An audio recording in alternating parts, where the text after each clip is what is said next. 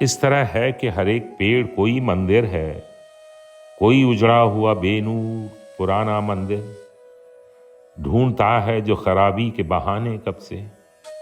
चाक हर balm हर एक दर कदमे आखिर है। आसमां कोई पुरोहित है जो हर बाम तले, जिस्म पर राख मले, माथे पे सिंदूर मले, सर निगू बैठा है चुपचाप न जाने कब से। इस तरह है कि पसे पर्दा कोई साहिर है, जिसने आफाक पे फैलाया है यूं सहर का दाम। दामने वक्त से पैबस्त है यूं दामने शाम।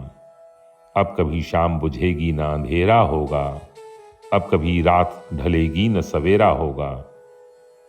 आसमां आस लिए है कि ये जादू टूटे, चुपकी जंजीर कटे वक्त का दामन छूटे।